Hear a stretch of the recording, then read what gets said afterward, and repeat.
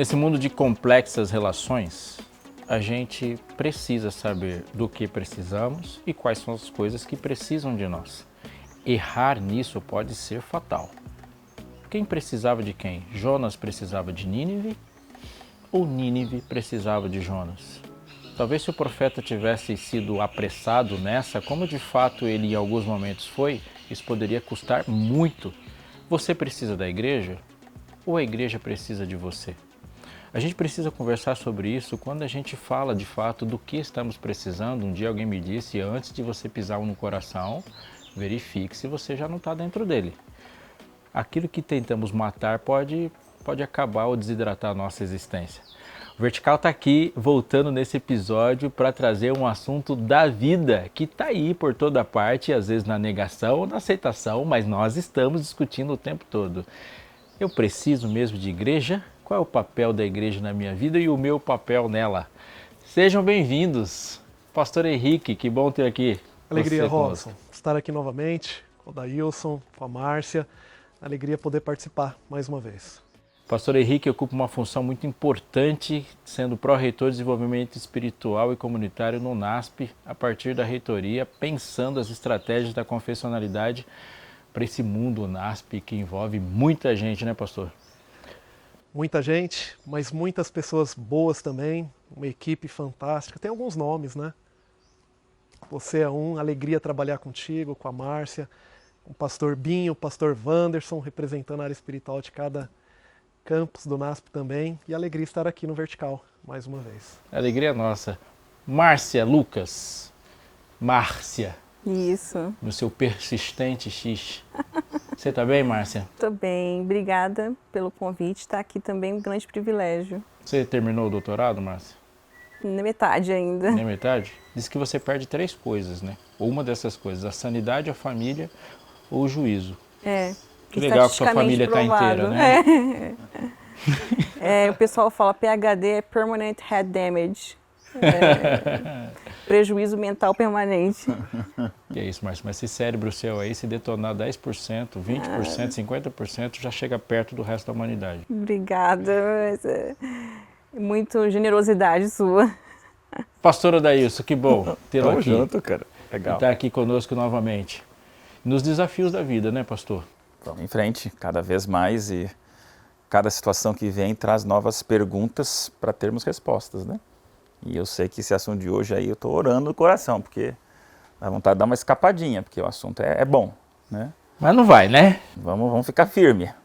Pastor, você tem uma vida de igreja que equivale à quantidade de tempo da sua própria vida. Exatamente. O quanto tem de igreja em você? Olha que pergunta, né, cara? Filho de pastor, casado com uma filha de pastor, pai de uma filha de pastor. Então, é aquele típico fariseu, né? Prontinho para ser fariseu, né? Prontinho para estar no rótulo que alguns olhariam dizendo tá tudo certo. E não tá, claro que não, né? Tua pergunta me faz pensar exatamente em quanto tempo e quanto da minha vida eu disse estar na igreja, mas no fundo talvez eu estava na igreja, mas não era igreja. Talvez seja isso, né? Estar na igreja, mas não necessariamente ser igreja, né? E de repente você vai olhando que vivemos hoje momentos onde essa discussão veio com muita força. Será que você estar na igreja significa você ser igreja, você receber tudo que você pode, doar tudo que você tem, né? E que tempos desafiadores onde a palavra igreja vira quase que um mote de discussão mais material do que espiritual, né?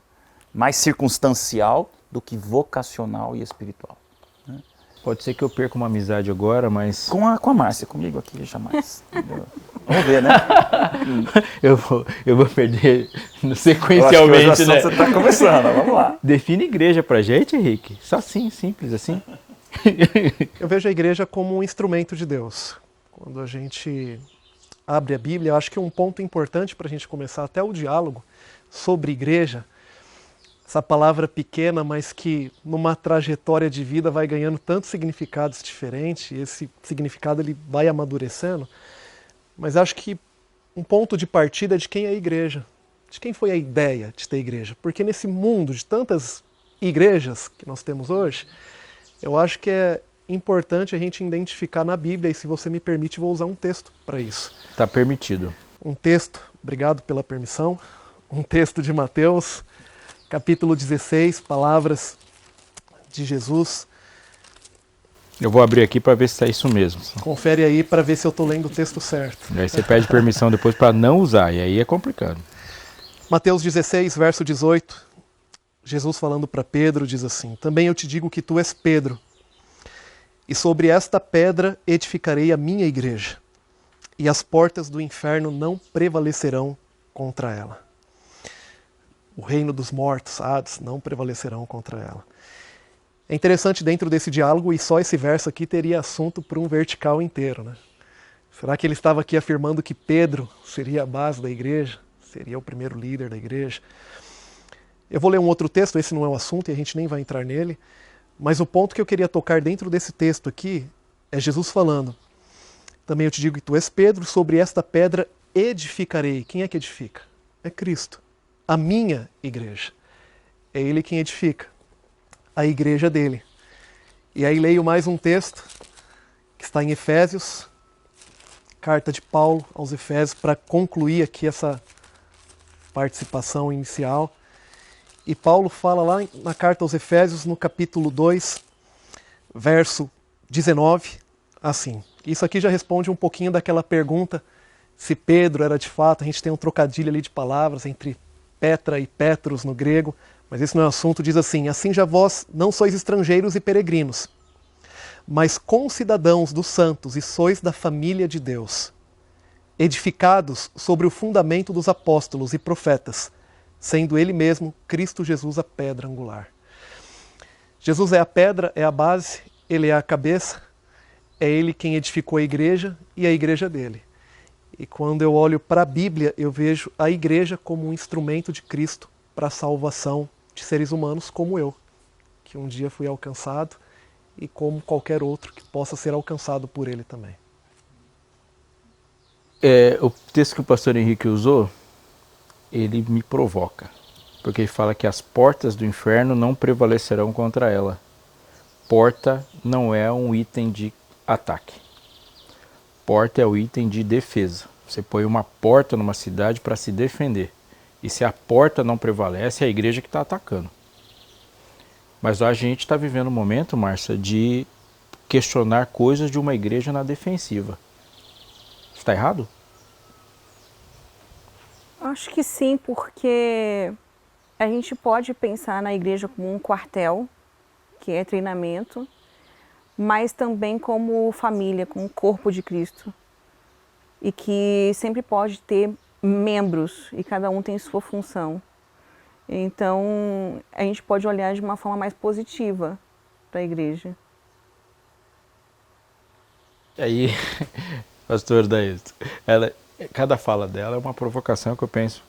Membro, certo? Então a igreja é o corpo, eu sou o membro. Eu sou um dedo desse corpo. Se cortar o dedo, o corpo não morre.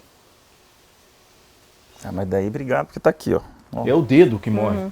Tá aqui, ó. Romanos 12:5. Somos Manda, membros uns dos outros. Quando eu vi esse texto aqui, pensando nas definições de igreja, claro que o óbvio é você ir para o texto bíblico do corpo de Cristo. E aí quando eu me deparei com esse aqui, Márcia, Romanos 12:5, que diz: na igreja nós somos membros uns dos outros. Então não somos uns sobre os outros ou uns sem os outros. Nós somos uns dos outros. Há toda uma inter-relação. Tá, você corta um dedo, o corpo continua. Não, você corta um dedo, o corpo já não é mais o mesmo. Essa valorização presencial e interrelacional do ser humano, eu acho que é aquilo que durante muito tempo eu fui à igreja, né? Porque eu tinha que estar na igreja, chegava às 8 da manhã porque era a escola sabatina, e ficava até 12h15, sendo o último a sair da igreja, que meu pai ficava cumprimentando os irmãos na porta. Isso será que me fazia se sentir na família da congregação? Isso que ela comentou é muito forte. Estamos em tempos dramáticos, está todo mundo isolado. Você sente mais falta do quartel ou sente mais falta da família? Você sente mais falta da aula presencial ou de encontrar os colegas que você só vê pelo Zoom, né? Então, esse é aquele momento de você entender que existe sim esse instrumento de Deus junto com o encontro dos seus filhos, né? Gosto de pensar, porque existem dois tipos, né? Existe a comunicação digital e existe a comunhão digital, né? Então, eu acho que a comunicação digital está sendo bem resolvida.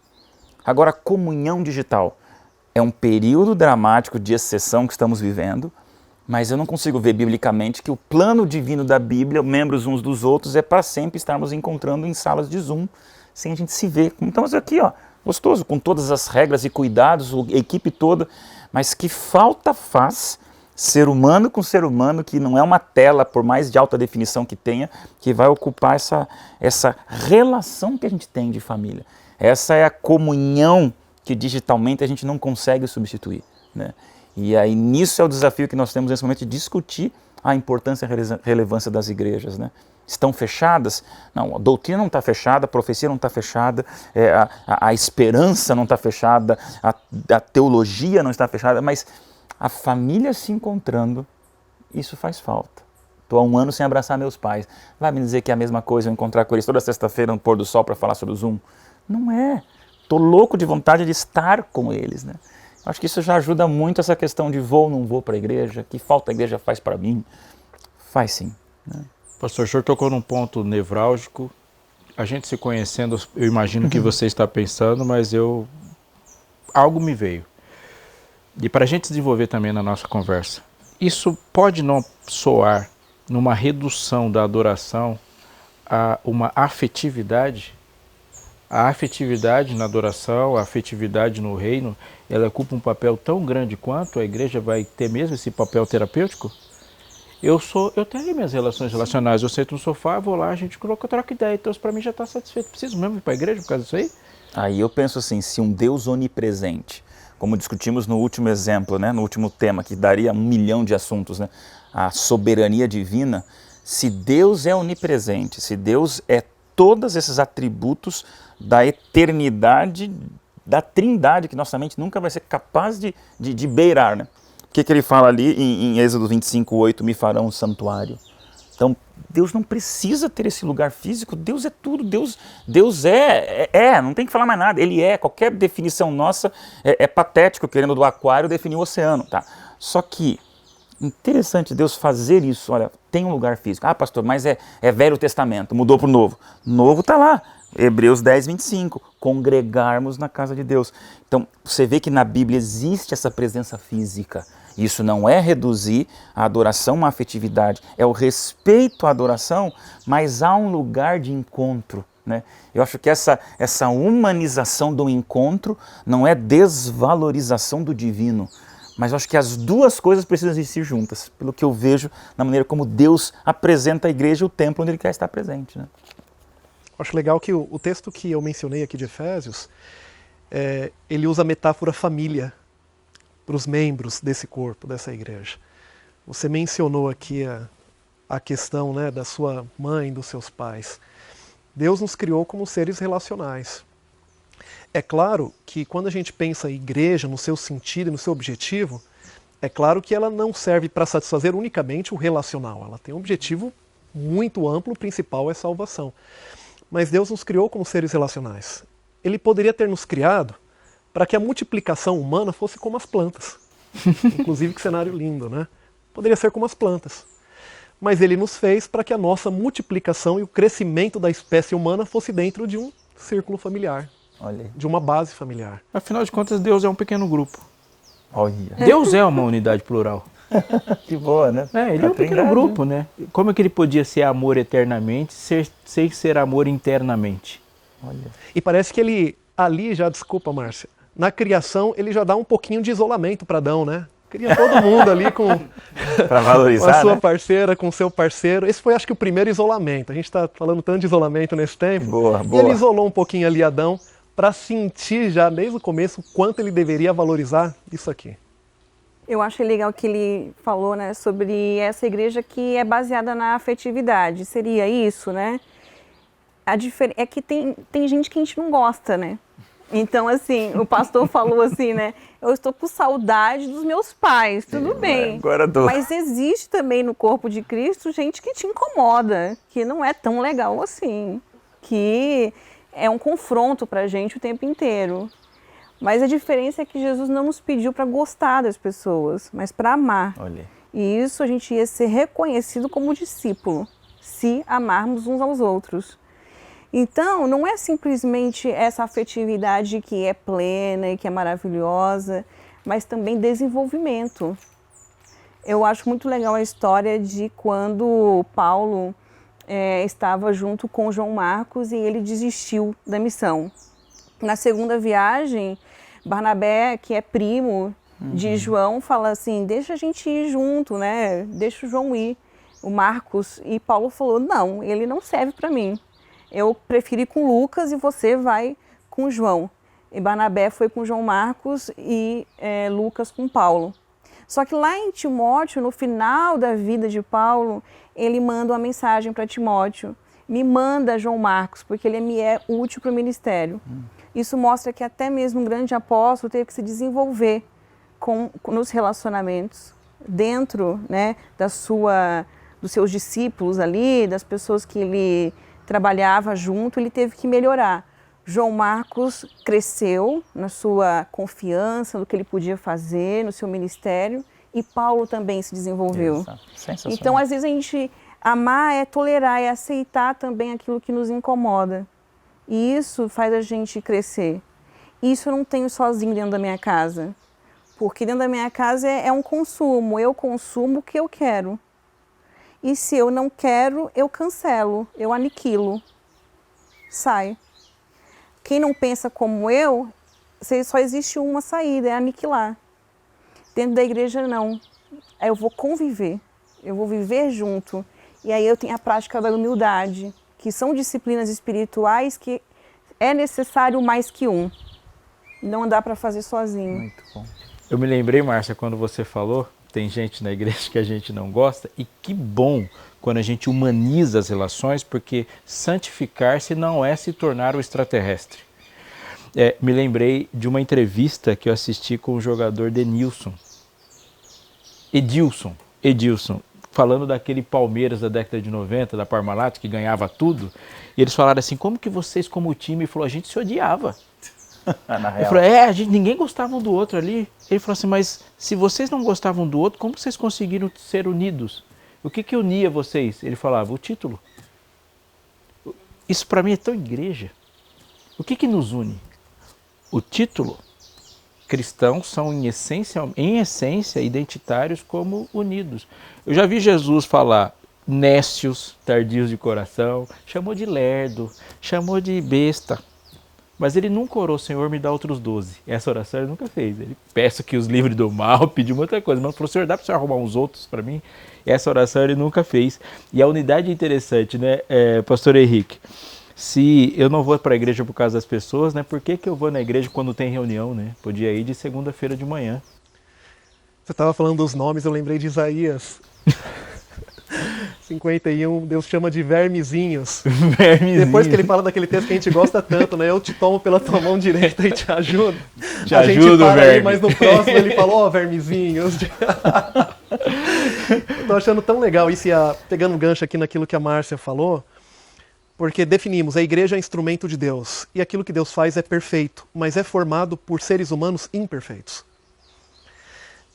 Pastor Amin Rodor, foi meu professor, imagino que foi de vocês também, ele dizia assim, tem uma maneira de deixar a igreja perfeita, tire todas as pessoas da igreja.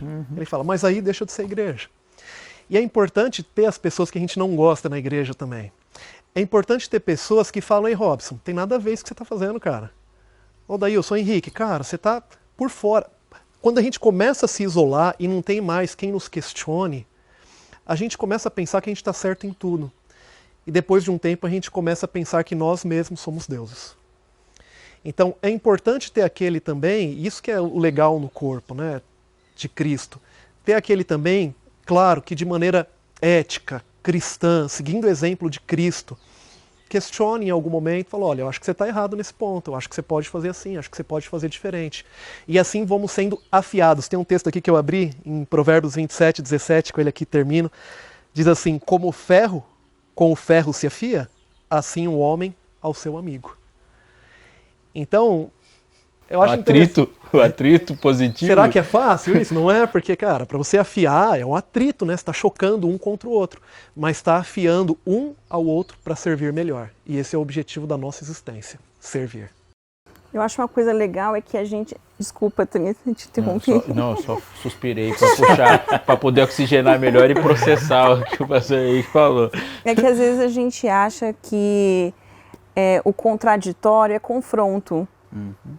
E é necessário o contraditório, porque isso diz que nós não somos iguais.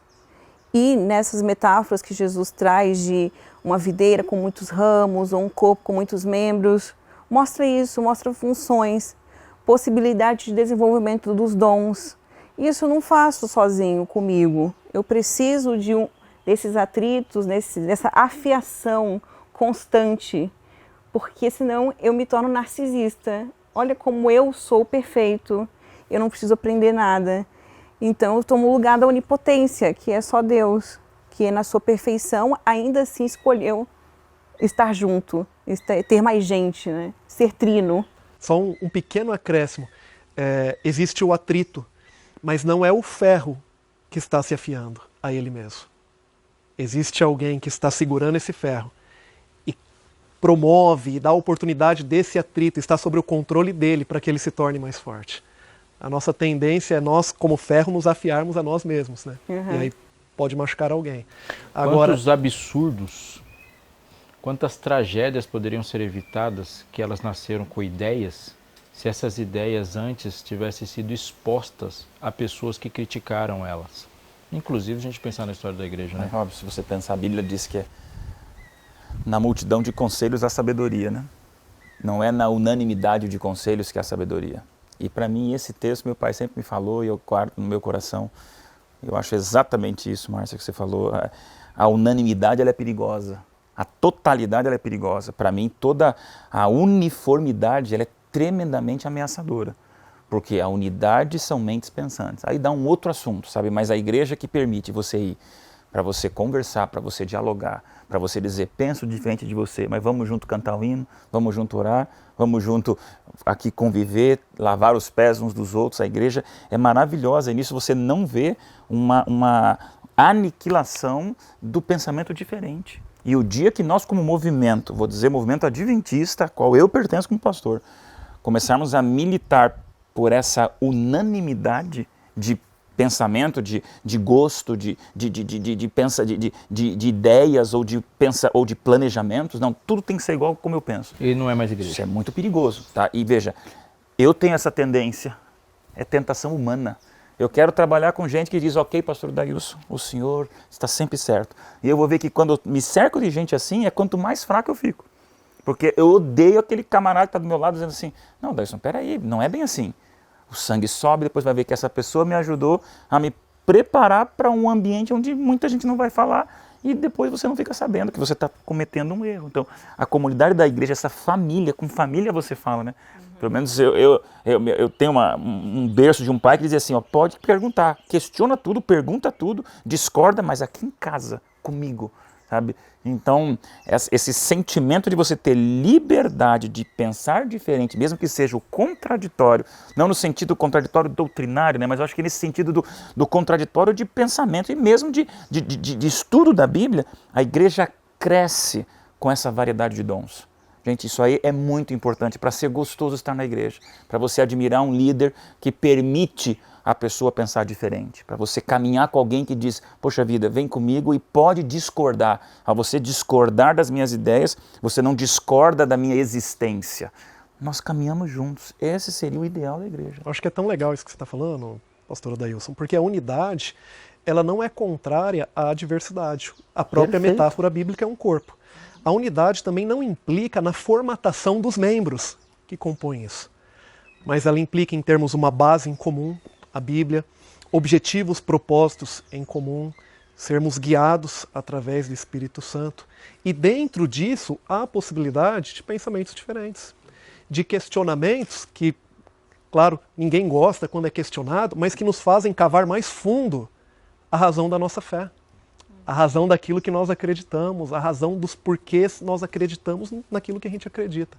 Então eu acho muito importante e acho que isso é um plano divino. Deus é um Deus de diversidade na sua criação. É claro que a gente não pode pegar agora essa pauta e abrir uma diversidade fora daquilo que Deus, dos parâmetros que Deus nos... Exatamente, daquilo que Deus nos deu. Mas a diversidade ela tem que existir em nosso meio, como igreja. Senão, deixa de ser igreja. Você que está ouvindo esse podcast do Vertical, lembre-se que no YouTube ele está sendo colocado no canal do NASP BR. Se inscreva e ative as notificações para você receber tudo que tem de conteúdo que chega até você. E ele está também nas plataformas a que você preferir para ouvi-lo. Não esqueça também que o que está sendo legal para você é legal para muita gente, então compartilhe o conteúdo. A gente deu algumas voltas aqui nos aproximando de Jericó e nós estamos indo para a 7ª volta agora. E eu queria devolver uma pergunta. Pastor Odailson e os demais convidados. Eu vou provocar dizendo que autoritarismo não é um fenômeno histórico somente. Autoritarismo é um traço da natureza humana. Uhum. Na primeira oportunidade de ser autoritário, eu vou ser. Você citou isso um pouco. Uhum. A minha pergunta é, muitas vezes a gente fala assim, eu não quero saber de igreja, e o que tem na igreja que não tem em casa? Norma, regra, o ideal de comportamento, e às vezes esse limite pode ser somente a existência de mais uma pessoa no espaço, porque se tiver 2 pessoas no mesmo espaço, a existência de uma vai limitar a outra, porque relacionar-se é ter limites, é ter regras. Então a minha pergunta é, essa aversão que se populariza em muitos ambientes em relação à igreja, porque preciso, ela é uma aversão ao evangelho, é uma aversão ao coletivo, ou é uma aversão a algo que pode impor autoridade sobre mim ou dizer para mim como eu tenho que fazer ou não? Isso pode também não ser uma reação do meu autoritarismo, quando eu digo assim, ninguém fala nada para mim porque eu não quero ninguém me dando ordens, mas eu estou dando uma ordem. Claro, mas hoje você vive essa comunidade a qual eu também me encaixo, eu não quero sair da mesma tentação de trocar o nutricionista pelo garçom. Sabe? O que é um garçom? Meu Deus, eu tenho um menu aqui, meu Deus, me dá o menu que eu pedi. E aí você vai para um médico e o camarada fala, pastor, você vai parar de tomar refrigerante, você vai parar de fazer isso, porque eu estou dizendo que isso... Então, eu prefiro o garçom, onde eu sou autoridade sobre ele, do que o nutricionista, que é autoridade sobre mim. Então, gente, voltamos naquela história de sempre. É o trono do eu. Alguns não querem ir para a igreja, temos que abrir aqui esse espaço para discutir. Tem a igreja e tem os igrejeiros, tem pessoas magoadas e feridas, tem gente dentro da igreja que é puro porco-espinho, é caranguejo dentro de um balde. É o membro do clube. Mas mesmo assim, gente, você vai na igreja porque você sente essa necessidade do Deus maior e adoração. Ah, pastor, mas eu fico em casa. Eu quero dizer assim, eu quero implorar, e talvez aqui daria muito mais tempo a gente conversar a fundo, né? Nesse período pandêmico que estamos vivendo, quantos jovens, pastor, aqui ninguém faz bullying comigo, né? Aqui ninguém tem o mal, tem o chatinho. Gente, comida de astronauta sobrevive, né? Você sobrevive com aquela comida desidratada, mas você não vai viver 40 anos comendo essa comida de astronauta para você naquela emergência. Vivemos tempos onde emergencialmente estamos isolados. Mas essa convivência, mesmo que seja de caranguejo com caranguejo, de desiguais com diferentes, isso Robson, nos gera essa humildade de ver que tem outros que também são tão difíceis quanto eu, e juntos a nossa submissão ao Deus que é soberano. Não um garçom, é o nosso médico que a gente veio aqui junto no hospital, tudo baleado, tudo doente, mas o médico entrou na UTI, todo mundo cala a boca, né? Todo mundo, qual que é a receita? É o médico que é autoridade, né? É a maneira de ver a igreja, né? E o pastor começou falando de eu preciso da igreja ou a igreja precisa de você. Talvez a igreja precisa de você, fantástico, que está em casa e que poderia fazer a igreja um lugar melhor. Então, nós precisamos um do outro. Para que a igreja seja um lugar melhor, a gente precisa estar lá. Eu estava conversando isso um tempo com uma menina que fazia essa pergunta para mim. Por que eu vou me batizar? Por que eu tenho que ter um compromisso, né? Essa questão da autoridade, como que eu vou aceitar essa imposição? E ela chegou a essa conclusão, a gente conversando, ela chegou a essa conclusão. Eu quero fazer parte disso, desse corpo de Cristo, para fazê-lo melhor. A minha presença faz falta na igreja, porque a gente não está simplesmente para se recrear, para se entreter. A gente tem uma missão, como esse jogador falou. Então a gente precisa um do outro para juntar nessa missão. Funções diferentes, pensamentos diferentes, estratégias diferentes para poder cumprir a missão de ser sal e ser luz. Então não dá para ficar em casa se enquanto é necessário, sim, nós vamos ficar. Mas em termos de congregação, faz falta. A gente precisa estar junto. Se fôssemos para a igreja só para consumir, tudo bem. Não precisa, concordo. Poderia passar aí, ele está assistindo Vertical agora, se você já tentou mudar em algum momento do canal, não tente. Poderia passar e consumir aquilo que ele queria, o melhor pregador, a melhor cantora. A gente vive num tempo onde o consumo ele é muito estimulado para a gente, né? E a gente tem a tendência de querer consumir o tempo todo. Mas quando eu olho para a Bíblia, você citou um texto de Hebreus, que eu acho que ele é fantástico dentro desse assunto, Hebreus 10, 24 e 25, leio, diz assim: consideremo-nos também uns aos outros para nos estimularmos ao amor e às boas obras. Não deixemos de congregar-nos, como é o costume de alguns. Antes façamos admoestações, e tanto mais quanto vedes que o dia se aproxima.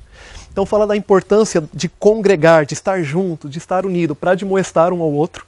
A gente não gosta muito disso, né? Mas para admoestar um ao outro, para estimular ao amor e às boas obras. Quando eu olho esse texto, e entre outros, e penso na igreja, eu vejo que na igreja, no templo, na igreja física, no templo, quando a igreja, que somos nós, nos encontramos na igreja física, no templo, nós estamos ali primariamente para dar louvor, adoração, para agradecer a Deus por aquilo que aconteceu na semana. O problema é que muitas vezes não está acontecendo nada na semana. E aí eu tenho dúvida se eu tenho que ir para a igreja.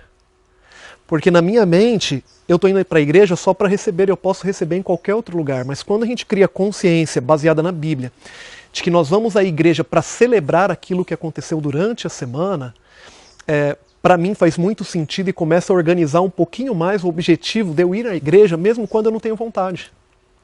Mesmo quando eu não estou num dia tão disposto. Mas eu estou indo para agradecer tudo aquilo que aconteceu durante a semana e aquilo que Deus fez através de mim durante a semana. Agora, será que Deus, e aí fica uma pergunta para cada um de nós, será que Deus fez alguma coisa através de mim durante a semana? Será que eu permiti isso? Será que eu me envolvi? Será que eu tive uma semana ao lado de Deus que ela é digna de celebrar indo à sua casa para adorá-lo? Eu acho que essa é uma pergunta importante para reflexão. Um dia eu tive um problema renal e fui para o hospital sem dor nenhuma, apenas com inchaço no corpo todo. Mas eu voltei do hospital com dor no ombro. A minha ideia de igreja mudou naquele dia, porque foi o rim que estava sofrendo e o ombro cedeu a musculatura para a injeção. Se você não está preocupado com a salvação dos outros, isso é um indicativo forte para você começar a se preocupar com a sua. Isso é real para a gente. Ir para a igreja é, antes de tudo, uma admissão de fracasso, uma admissão de fragilidade. Eu não consigo sozinho, por isso que eu vou para a igreja.